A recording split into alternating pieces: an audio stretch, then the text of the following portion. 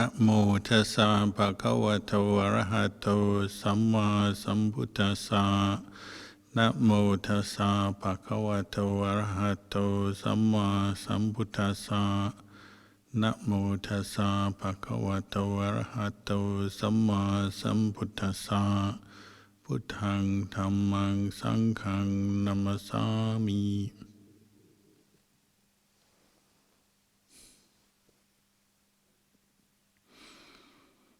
And blessings, good evening.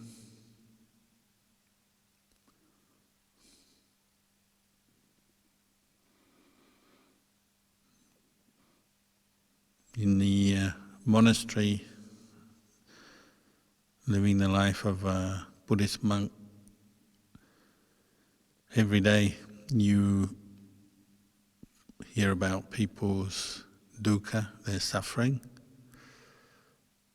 Probably the most common one is people come and tell you that their loved one has passed away. Maybe they're making an offering in memory of their loved one. Or they themselves or their loved one is sick or injured. Or somebody has experienced some trauma or some misfortune. These are very commonplace things in Buddhist monasteries to hear. So for a Buddhist monk, it's of no surprise that the Buddha's teaching of the Four Noble Truths, the first Noble Truth is dukkha. There is stress, there is suffering in life. And you're not surprised because you hear about it every day.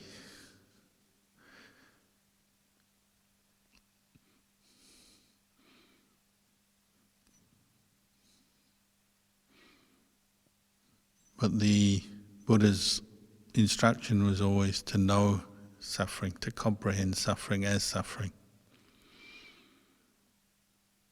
Often we use these simple terms like, it's just the way it is, that's how life is.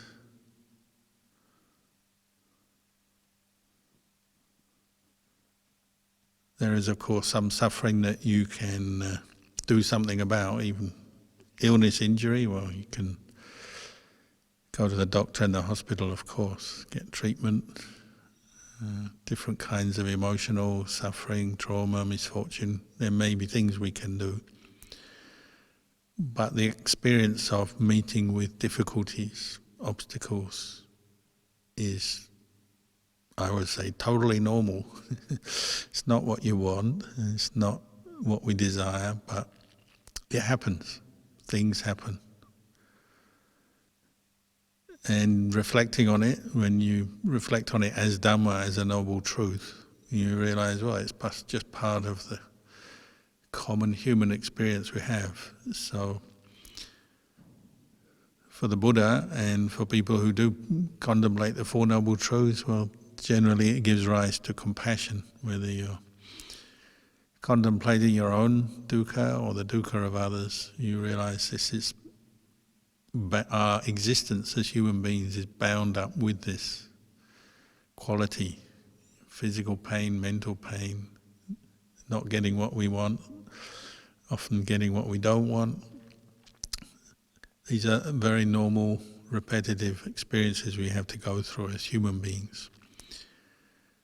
The more you see that, the more it tends to give rise to compassion. So when we reflect on the Buddha as a teacher, or the qualities of a Buddha, his three main qualities are wisdom, in the understanding of the Four Noble Truths, and the way of practice to go beyond suffering. Compassion, based on that understanding, a compassion for himself and other beings because of the presence of suffering. Developing that empathy and then wishing for others to be free from suffering. And purity of mind, because the Buddha himself practice to free his mind from the cause of suffering, mental defilements, greed, anger, delusion. So whether you're looking at a Buddha statue or just recollecting, remembering the Buddha, these are the three most prominent qualities that come to mind.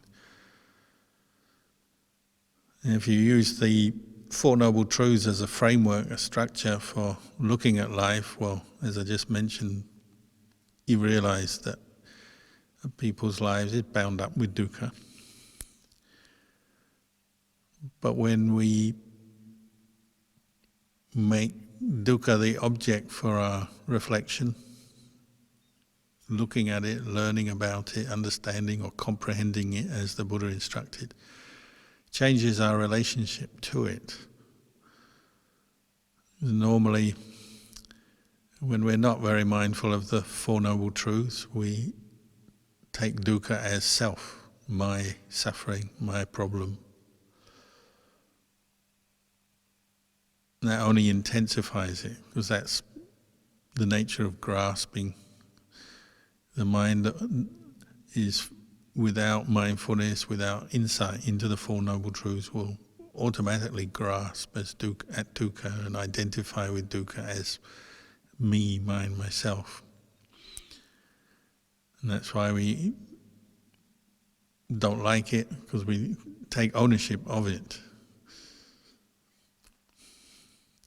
What the Buddha pointed out is that if you do use the Four Noble Truths as a way to reflect on your experience, you can be aware and fully acknowledge dukkha,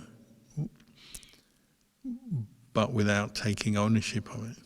You can know dukkha with this detached awareness and with this clear comprehension, but not taking ownership of it.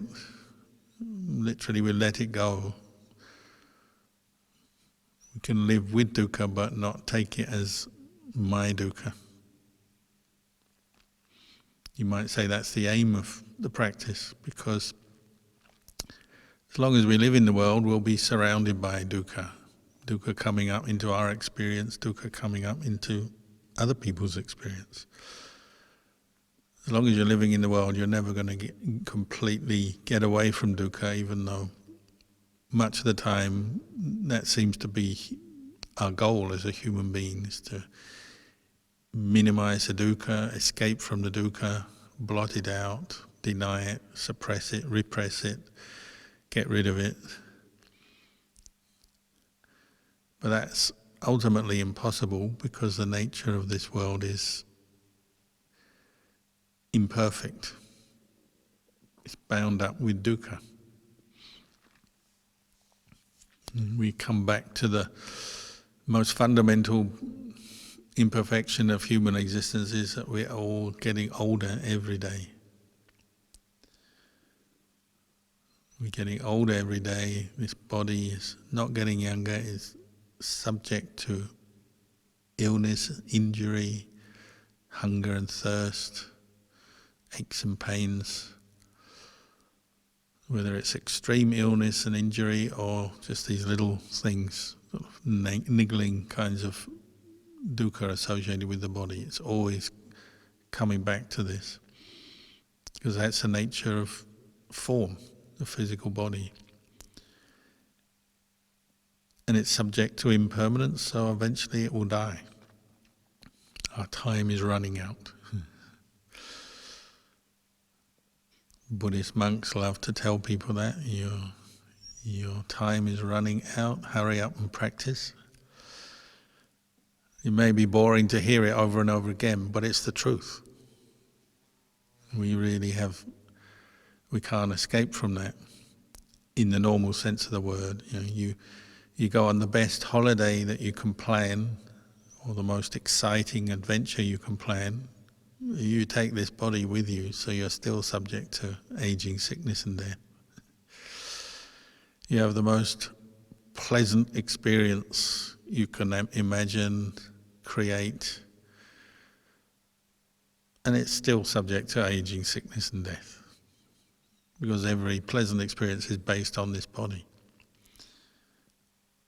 It's the most beautiful art, sights, visual images, most alluring, seducing visual images, sounds, sights, taste, smell, touch, how we know the world, it's all impermanent, and the body that has them all is impermanent.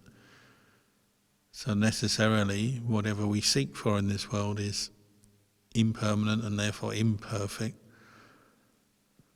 and we can't own, we can't take it with us when we die, we can't even take it with us when we go to work tomorrow. And that's why we spend so much time on a Monday telling everyone what we did on the weekend. We're trying to relive it or try to keep a bit of the pleasure going on Mondays. You tell other people where you went, what you did. Ideally, if you could educate your friends at work, your colleagues, to think like Buddhists, because probably most of them are not, you could discuss your weekend in terms of Buddhist practice and tell them tomorrow, oh, I spent the weekend listening to Dhamma, offering dana at the temple, meditating, developing samadhi, contemplating vipassana, seeing the impermanence, the arising and passing away of phenomena. And I experienced great detached equanimity and peace of mind. And everyone in the office will go, ooh. But I don't think they're ready for that, maybe. They'll just look at you probably as weird. Or walk away and talk to someone else about something more exciting.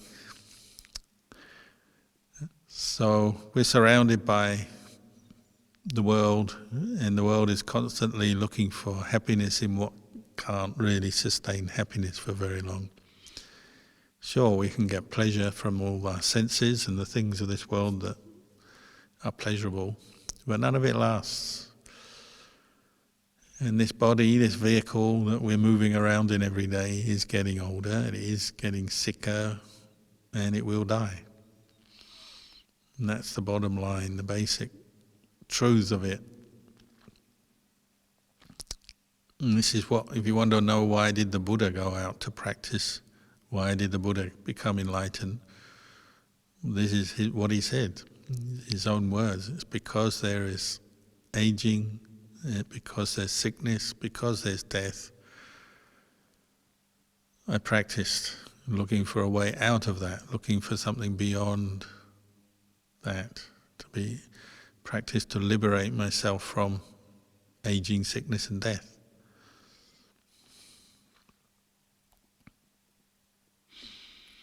And these truths don't change as long as we are born into the world as human beings. As long as the world may change. Technology, as we know, is racing ahead. Society, the environment, everything is changing, being modified, and some people would say improving. But the fundamental problem facing us of aging, sickness and death is still there. That hasn't changed since the time of the Buddha, since before the Buddha. And it will still be going on even maybe when Buddhism is no longer practiced in the world.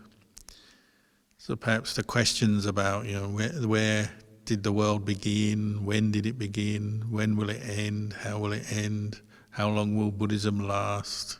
All these questions people love to ask monks in between asking for blessings to help them through their dukkha. You don't really need to ask because they're not the most relevant question. And that's why the Buddha said, this is not the question. The question is how to deal with dukkha wisely, how to understand it and how to abandon the cause of it. Craving and attachment, conditioned by ignorance. To do all this, you need to look carefully. We need to develop the eye of Dhamma. So that's why they call wisdom or insight the eye of Dhamma, opening the Dhamma eye. We have to learn how to look with wisdom, using our intelligence to look more closely at the way things are.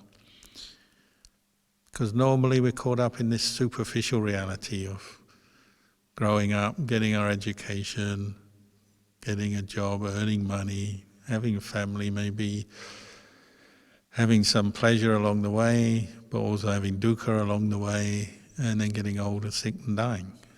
And normally we're just sort of working on that level. As somebody said the other day when they asked for a blessing, I said, why do you need the blessing? And they said, because I'm just surviving. Their life, they thought, was under a lot of pressure, they were under a lot of stress, and they were, the best they could muster was that they're just surviving. And we often feel like that, don't we? Oh, life, there's so much pressure, so many difficulties, so many problems. I'm just surviving.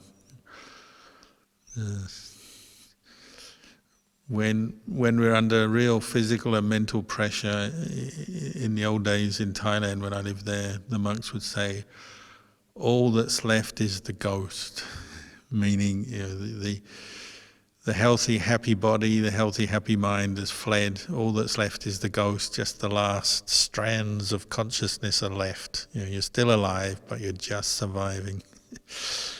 That's when you're really oppressed by your dukkha, weighed down by life and everything that it brings us.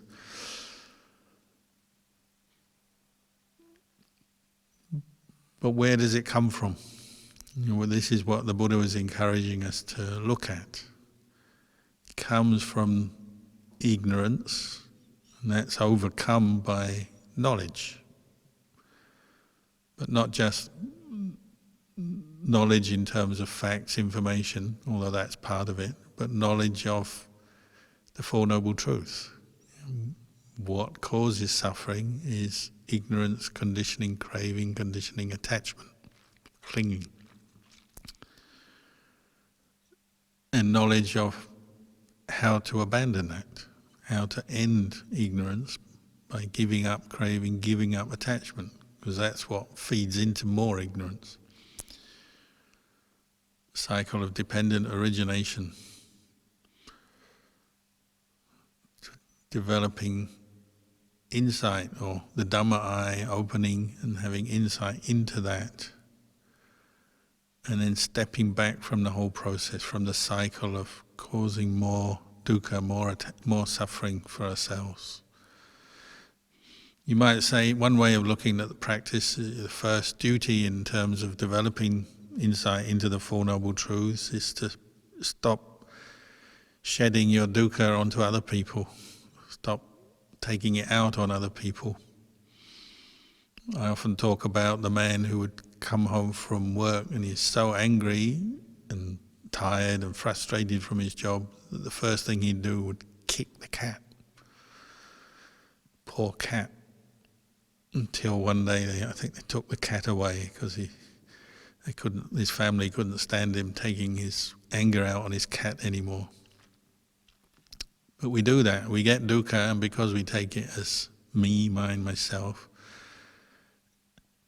the first problem we face is we actually take it out on others. We do more unskillful things, hurt others through our words, our actions.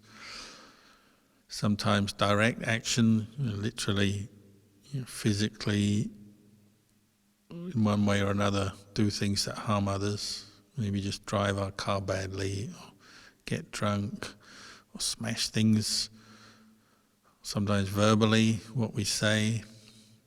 Quite often just mentally, just what we think, thinking very negative thoughts, stressful thoughts.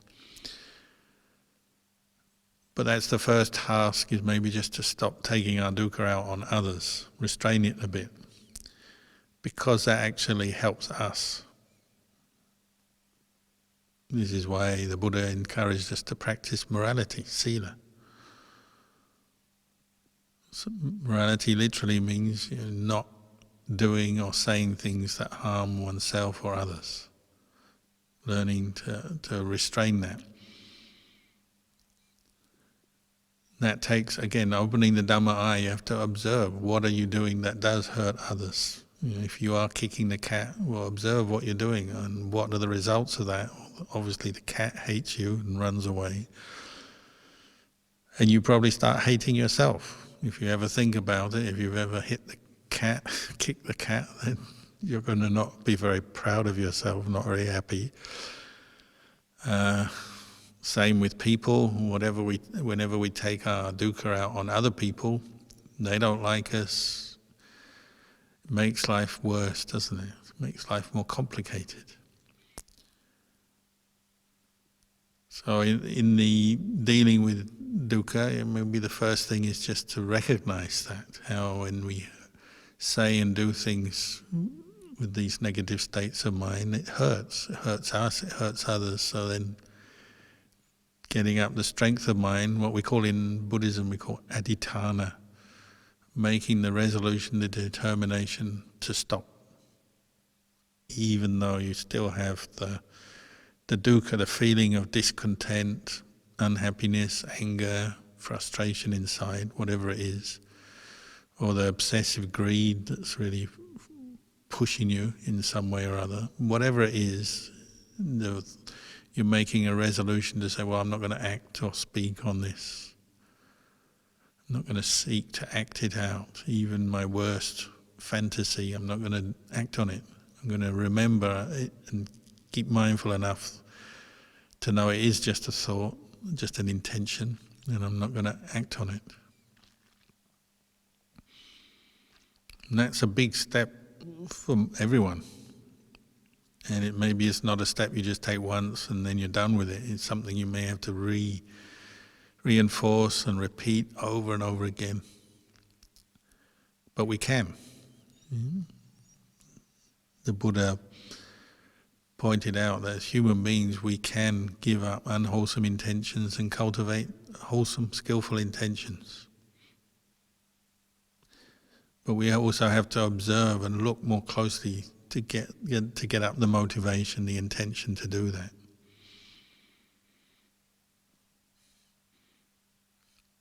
So sometimes, the quickest way to see the value of sila and precepts and morality and living in a harmless way is to meditate.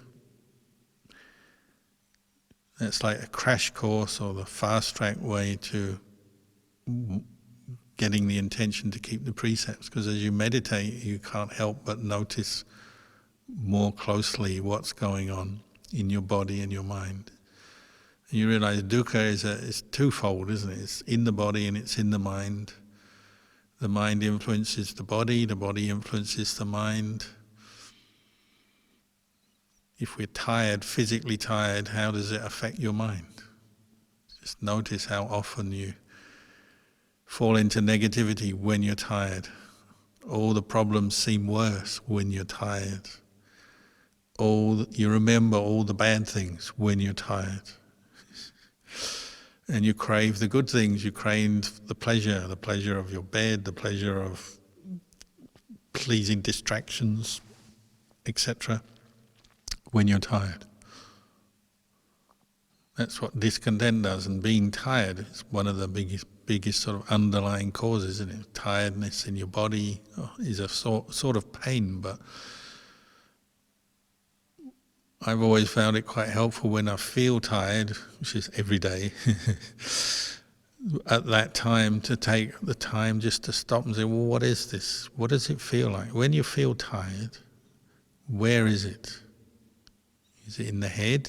Often you have a sort of a fuzziness in the head, maybe the eyes change how your eyes feel. The eye sockets maybe get a bit painful, maybe you get muscle tension in the neck, the shoulders. Some people it's in sort of the arms, the upper part of the body, the chest. When you're tired, do your toes feel tired? They probably would if you'd done a run, a marathon or a long walk, or standing on your feet working all day. Maybe your toes do feel it. Quite often tiredness is more sort of in the upper part of your body. Maybe your toes don't feel tired. It's like, tiredness is, it's selective. Maybe it's around your heart and your chest. That's an area you really often feel it when you're physically tired and worn out. mentally burnt out or just physically tired. Often it's the heart, chest area, the lungs, the breathing process, the heart pumping blood. That's often where it feels. If you get older, maybe you have blood pressure issues or heart issues. But as a feeling, that's where you might notice it. So before you just react in the same old ways, oh, I'm tired, and then start muttering to yourself or complaining or kicking the cat. I hope you don't. Notice what it feels like to be tired. That might change the relationship to it a bit. And you say, okay, this is part of the dukkha of a human being. It feels like this. So you're acknowledging it. But you're slowing down that process where you might unconsciously just react to tiredness. When we're tired, we become sloppy. Sometimes you don't do things so well when you're tired because you don't feel you've got the time or the energy to complete a task. So you often do things in a half-hearted way or make mistakes. We forget things. All kinds of different expressions of tiredness we can notice. If you really notice it with the eye of Dhamma, you might actually quite naturally start to feel compassion for yourself as a human being. You say, oh, I'm tired. It's like this.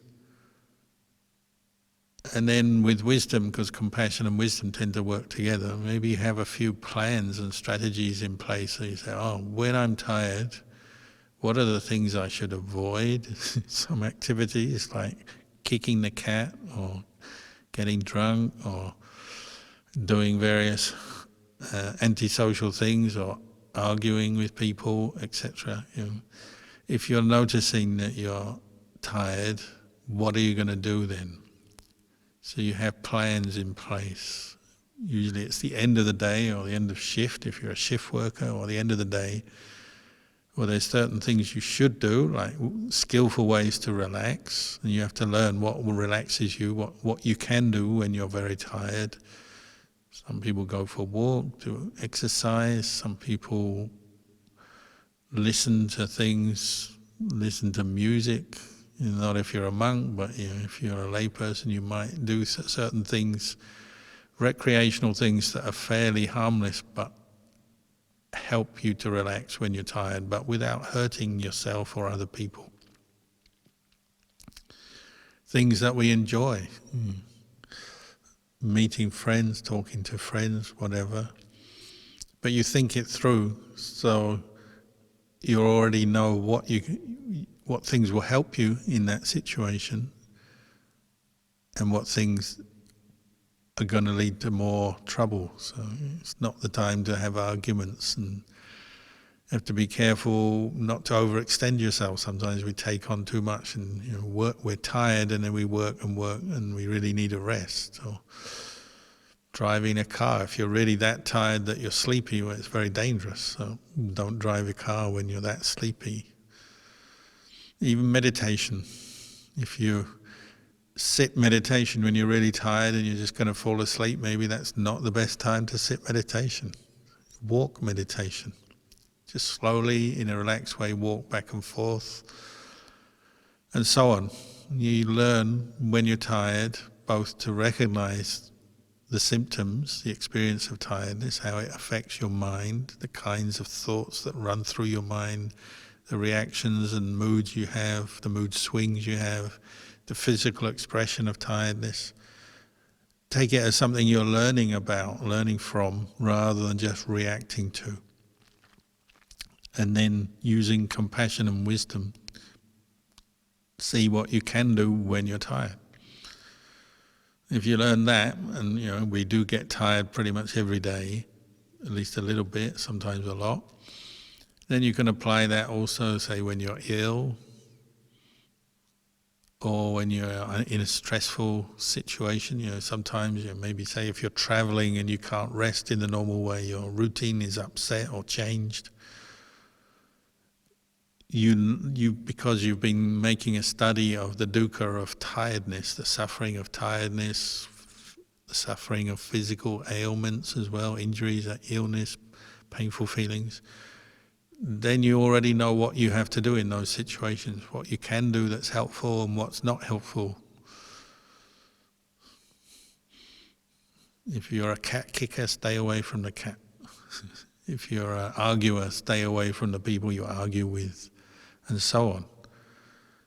Whatever that you've seen in the past that you've done that's harmful to yourself and others, well, that's where you need to adjust maybe. Based on your study of dukkha, understanding, well, what's lying behind it is this craving and clinging, and identifying with the dukkha as self, the painful feelings, the painful thoughts as self. We have to develop some skillful means how to deal with it. Also, internally we can deal with dukkha. Sometimes we have to work at it. So when you're tired and your mind tends to go towards negativity, maybe that's the time to introduce more positive, skillful thinking in a conscious way, and go against the habit of craving and bring in the thought of metta, compassion, the thought of impermanence, the perception of impermanence, the perception of metta, compassion. Not always easy, because when you're tired, often your brain doesn't want to work, doesn't want to function very well. But then if the alternative is to be stuck in negativity, feeling miserable, or even worse, taking out on others, perhaps it's worth putting forth that extra effort at the very time when you're feeling tired or ill or under the weather in some way, under pressure in some way. Put extra effort into cultivating goodwill, compassion, mudita, sympathetic joy, upekkha. Cultivating the perception of upekkha with whatever the pain, suffering that you're facing. Upekkha means keeping your mind in a place in the middle with this detached awareness. And sometimes you simply have to remember that first.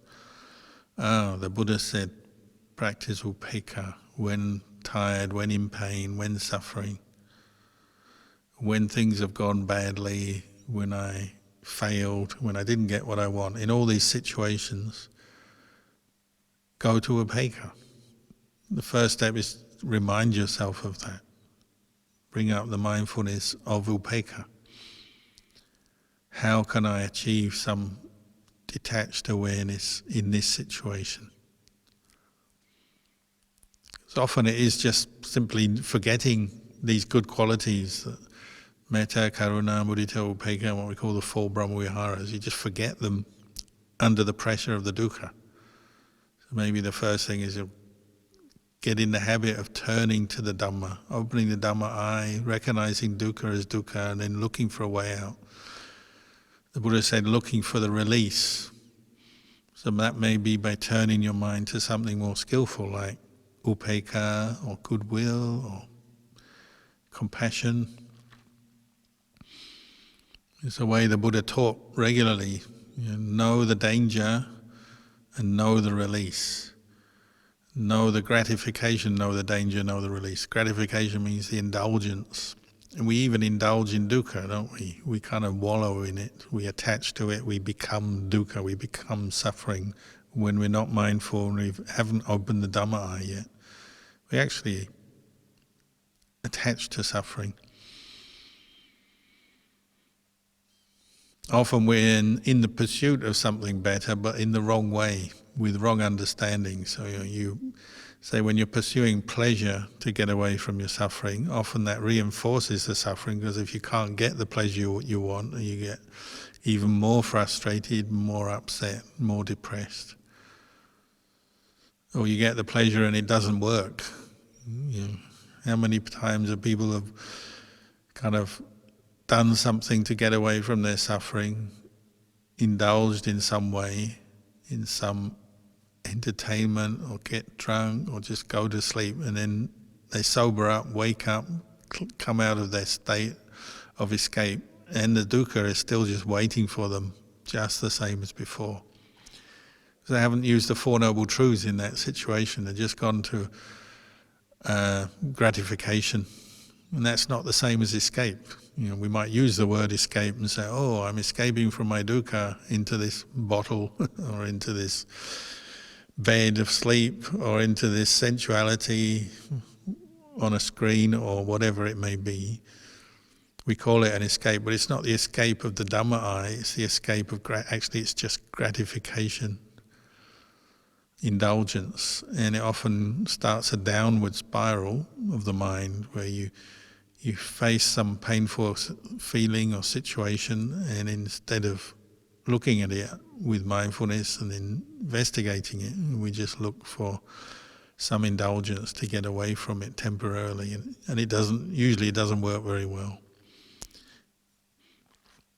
Often it makes things worse. Like when you take your suffering out on someone else, it just makes it worse. So the Buddha said, know the pathways, how you indulge, then see the danger in that. The danger might be just having enough awareness that it's not working. This is not leading me out of dukkha. This is making my dukkha worse, maybe that much. Seeing the drawbacks, the dangers, the disadvantages, the harm of gratification, and then looking for the true escape through the practice of Dhamma. That's a very mature reflection, and it takes effort and it takes courage. Say, when you are tired or fed up or angry or depressed, to do something very skillful often takes courage, because it's probably not what your mind is saying to do at first.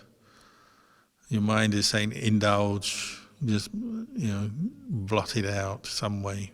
But actually, to develop some mindfulness, make your dukkha the object of reflection, try and understand it. That's a very brave decision. But it gets easier if you do it more often. That's why I encourage you to practice some meditation every day, even if only for a short period.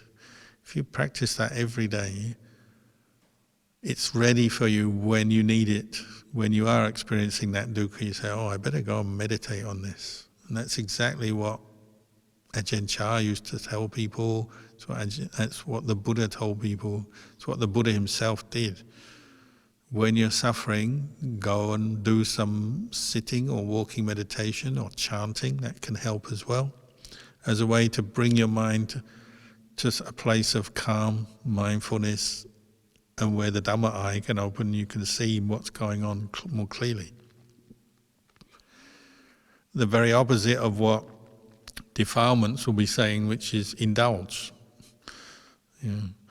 I'm just going to pig out because I'm miserable. I'm just going to take my suffering out on that person and tell them what I think of them because I'm suffering.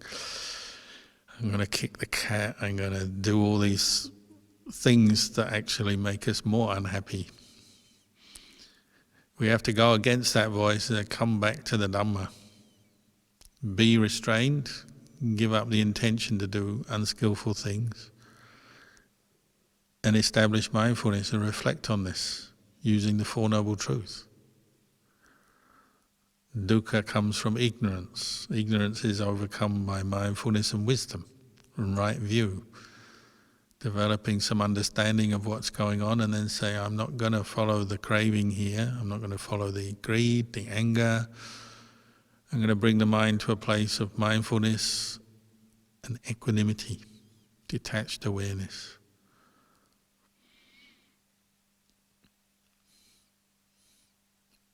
That's a training, and that takes practice, repeated practice. And of course, at first it's difficult, but if you keep at it, you'll get better at it. You're learning, maybe just learning to either sit or walk meditation with your dukkha until it's gone.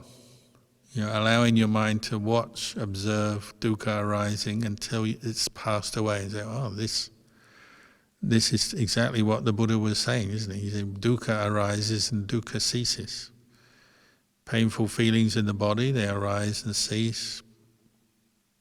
painful emotions, traumatic experiences, various kinds of unhappiness arise and cease.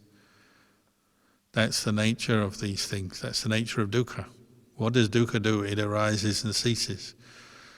The more you observe it and watch it and learn from it, the more you get to see that. Then that knowledge becomes internalized, almost intuitive. So you know this will pass the next time you're having a bit of dukkha. Painful feelings arise, but painful feelings pass away. Unpleasant situations, difficult things that we face every day, the frustrations of life, they arise, they pass away. They're not constant, they're not permanent. That's one of our delusions, isn't it? We say it's always like this. Life is always like this. My life is like this. I am like this. I am a failure. I am bad. This is bad, etc. We do that. But that's a delusion, and we have to observe even that thought is just another thought, isn't it? That my life is a certain way. The thought passes away and there's a space in the mind before the next thought comes. If you can catch that with mindfulness, you say, oh, it's just a thought, it's just a feeling. This is like opening the Dhamma eye. However hard it is, this is the way out of suffering. Our mental state affects the body, so you'll notice how tension in the body, pain in the body comes up through our mental state. And many people, when they talk about dukkha, not just the dukkha of, say, illness and the sort of more obvious things, but say maybe just the dukkha of stressful thinking. And they'll say, oh, it gives me this certain pain. Headaches, chest aches, muscle tension, changes in the body, and of course they tend to reinforce, so you get a bit of pain in the body that's an expression of your mental pain, and then you react to that and you get more pain, so it tends to build up over time. Things can get worse if we do nothing about it. But if you introduce the Four Noble Truths, the way of practice, reflecting on it as dukkha and the effects of dukkha and the causes of dukkha, then you see, well, there is an escape from this as a way out. Establishing mindfulness. And we can be mindful of pain, painful feelings in the body, painful memories, unpleasant, painful ways of thinking. As you bring up more mindfulness and observe them, you recognize them for what they are.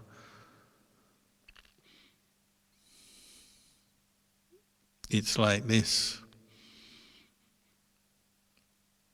Any moment that there's mindfulness there,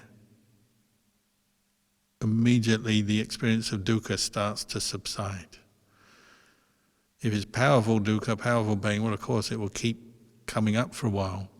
But the more effort you put into bringing out mindfulness, the quicker it will subside.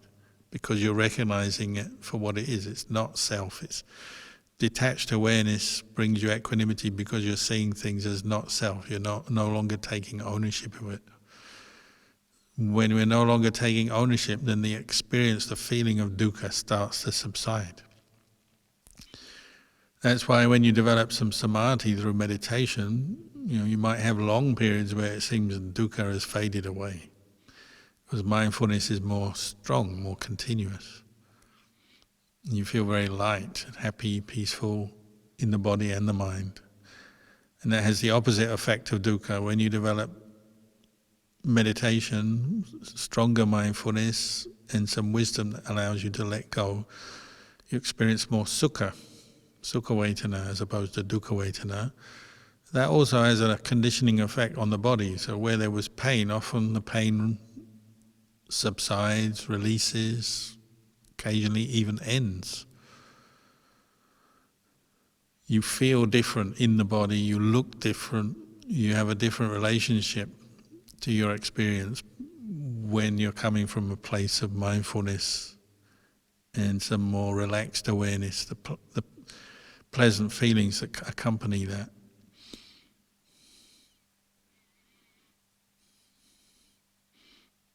So if you put effort into developing mindfulness, you experience more of this relaxed, detached awareness, then you can use that to look back with the Dhamma eye at the pain. When we're stuck in the pain, of course, it's very hard to establish mindfulness and see anything beyond it. So you have to work at it. So the Buddha said, sit. If you're sitting and dukkha arises, watch it. I don't mean you have to sit with physical pain all the time. You're allowed to move around, move your legs a bit. We have to accept that the physical body, you can't sit forever. But particularly mental pain and some of the physical pain we experience, learn to look at it, observe it with mindfulness, change your relationship to it. So you see it as dukkha, but now you're seeing it with the Dhamma eye as just dukkha arising and ceasing. Giving it less importance, less of this sense of self. Sometimes you may even just see dukkha as just dukkha. It's just dukkha arising, passing away. The mind doesn't create anything out of it. Doesn't give it any importance. It's just dukkha. It'd be nice to do that all the time, but you just have to keep practicing. Try it. Next time you're sitting there with this miserable memory of your day at work and things didn't go very well or whatever, just sit there and go, dukkha. I'm not encouraging you to be conceited or arrogant. It's just an expression, isn't it? Your mind is saying, and that's just dukkha, that's just the way it is. It's like that. We can't avoid a certain amount of painful experiences in life. Things go wrong, mistakes are made, people don't like us sometimes. We say and do things that don't turn out very well. Physically we get ill and injured. These things happen. We feel tired. But train your mind to be able to just look at it and say, oh, that's just dukkha. It's just the way it is. You're not encouraging it, but you're seeing dukkha as dukkha. And what happens then is, detached awareness or upekkha arises and the mind goes to a better place, doesn't it? It's in a better place. If you can really see dukkha as just an experience arising and ceasing, the mind is much better off. You can do it with the dukkha of the past as well. Dukkha has arisen and passed away so many times in your life. Now when you're in a suitable situation, you're calm, you're practicing mindfulness, sometimes you have to sit there and deliberately bring up past dukkha, but now under the gaze of the Dhamma eye, with mindfulness, with intelligence working, you say, oh, there was that time I was really miserable, angry, upset, sad, depressed. It's gone now. Because now you're looking back at it as a past experience. Even that much is helping you to understand it and look at it in a new light. And you can do the same with the future. You say, oh, maybe in the future I'm going to have to go through a bit of dukkha. There'll be these experiences that go wrong, mistakes will be made, people will not like me, I will get ill, I'll have to experience some unpleasant conditions at some point in the future. But it will be just like this dukkha of the past. It will just arise and pass away. That's what dukkha does, that's what its function is to rise and pass away. And I won't have to take it as me, myself.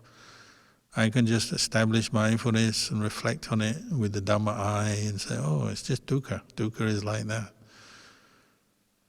So you look at the past, you look at your future, and then you bring your mind to the present moment. You say, this dukkha that I may be experiencing today is just the same. It arises, it passes. Of course, it's unpleasant. There'll always be that fact of dukkha, painful feelings in the body, painful mental experience. But if you're establishing mindfulness, you're not dwelling on the pain, you're not seeking indulge in something else to get away from the pain. You're just knowing it. Oh, it's like this, and then letting go. Middle of the day, middle of the night, at home, outside, wherever you are in this world, these Four Noble Truths don't change. It's the beauty of them. It's a package you can take with you wherever you go. You don't have to have a lot of gear. You don't need to Google it. Once you've done it, a bit of practice, you can go anywhere with or without your phone, with or without your suitcase, with or without other people.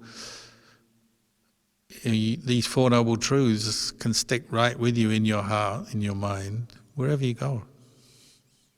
It's the beauty of Dhamma. It's something, we call it a refuge. It just means it's something that you can rely on and turn to anywhere, anytime.